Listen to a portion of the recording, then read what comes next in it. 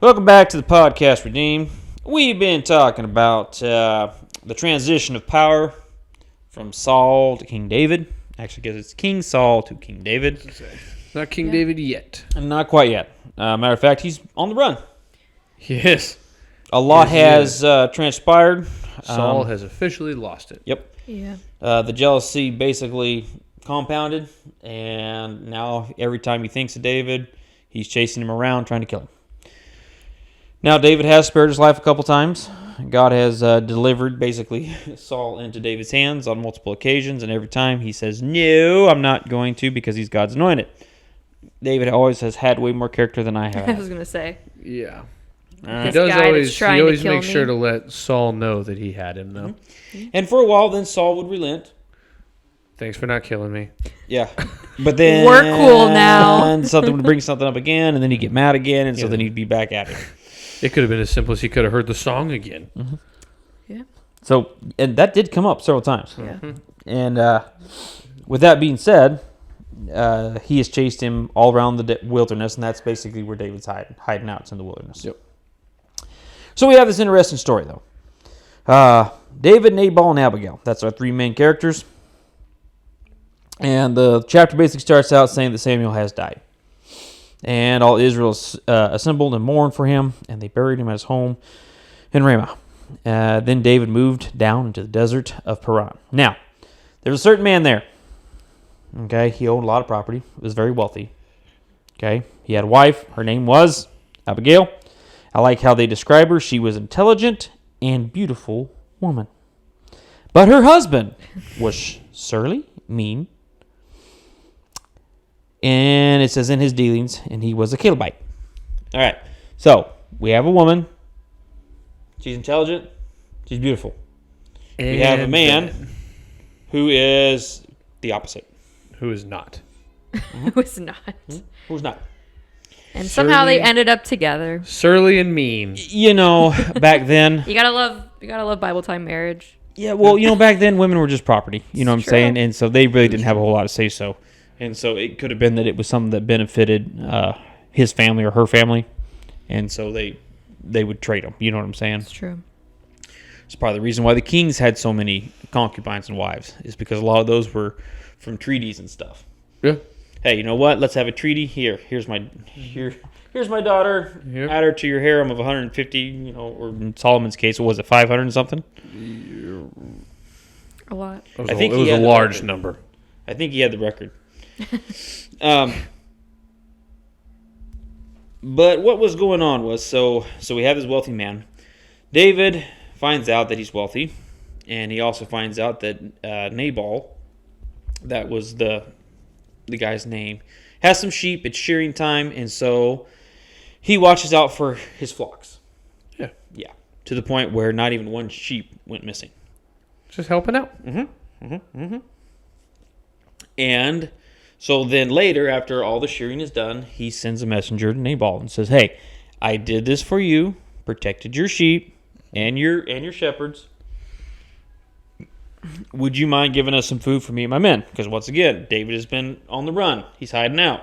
That's all we're asking for. Not asking for money. Just wants food. Yep. And Nabal's shepherds back up what David says. Yeah. It says, yes, this is what happened. Not even one sheep went missing. Now, the nice thing for Nabal to do, of course, would have been to say, sure, here's some food, here's some stuff, thank you. Yeah. But he would doesn't. have been a fair, easy trade. And that could have, and honestly, and then we never would have even read about it. Nope, wouldn't even have made a story. But of course, that is not what happens. Okay. Nabal answers David's servants. Who is this David? Who is this son of Jesse? Many servants are breaking away from their masters these days. His master being what? King Saul. Why should I take my bread and water and the meat I have slaughtered for my shearers and give it to men coming from who knows where? And David's men, I wonder if they had a smile on their face when they went back. Like, I know what's about to happen. Because they go back and they report it, and then it just skips to David said to his men, each of you strap on your sword. Yep. It's like, all right. Let's Yep. ride. We are gonna go get some food. Mhm.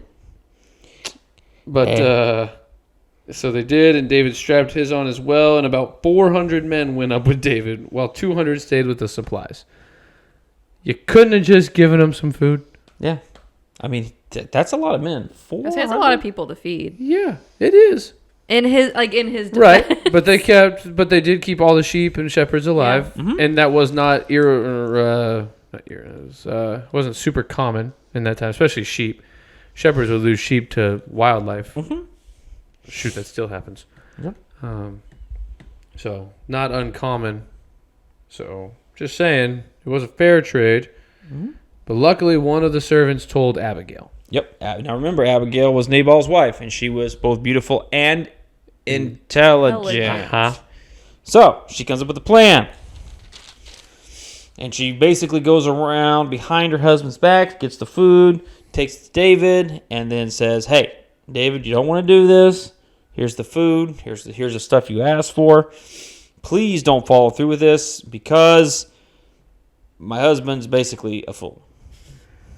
Yep. I mean, that's it. That's Paraphrasing, it. of course, Yep. but that is literally the gist of it. Yep. Sorry for my husband being the way he is. He's a Here's fool. the food. Yep, Uh-huh. here's the food. Yeah. And We have plenty. yep.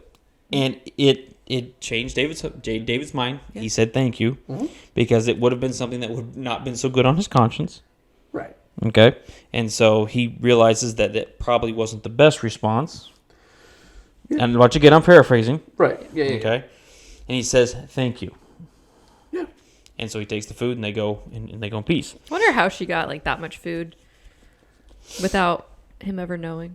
Well, I Nabal think that over he had a there. lot. I think I don't know, but I do truly think that they just had that much. Yeah. But then like having to load it up and Right. take it, and I don't know.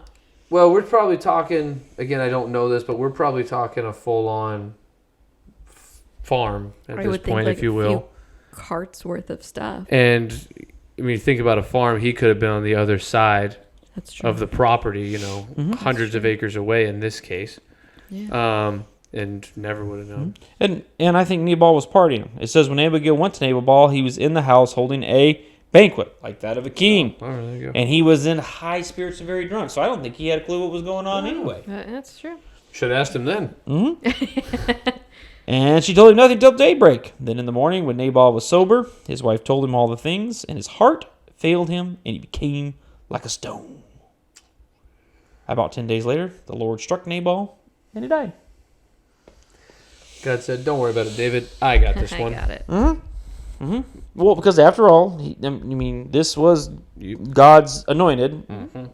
He hadn't quite reached the kingship part yet, but God anointed him as king. He was going to become king. Yep. So God was working through him, and everything David touched, God blessed. Yes. Said that multiple times. Yep. That's why even when he's hiding out with the Philistines, Yeah. they wanted him around Yeah. because Things were going all right.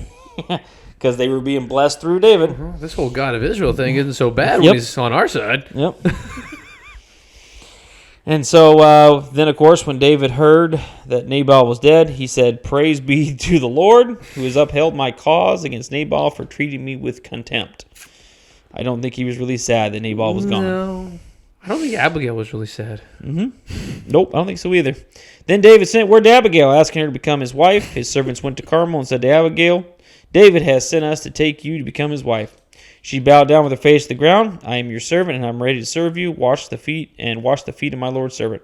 And it says that Abigail quickly, wasn't like she took her time, she found a donkey, got on it, and attended by her 5 female servants, went with David's messengers and became his wife. Just like that, it sounds like. Just like that. I think she was less sad about. I was gonna say, I think she. Well, I mean, really, she upgraded. Yeah, I think she just kind of... Uh-huh. Yeah. Never liked that guy, anyways. And she became David's second wife. David's first wife, of course, was the one that was Saul's daughter, which apparently at this time had been given to somebody else as a wife. True. So then I guess, in essence, it was his first, it would be his only wife at that point. But then, of course, he marries a few more. Yeah. I always enjoyed that one. I always think that's a pretty cool little piece of scripture there. And there is something to being generous with what you have. Mm-hmm. You know what I'm saying? Yeah. I don't think God really all the time calls us to hang on to what we got. I think at some point we are supposed to share, especially amongst the body of believers. Yeah. Now, I understand that this guy wasn't a Christian. I get that. Right. And so he doesn't understand those concepts.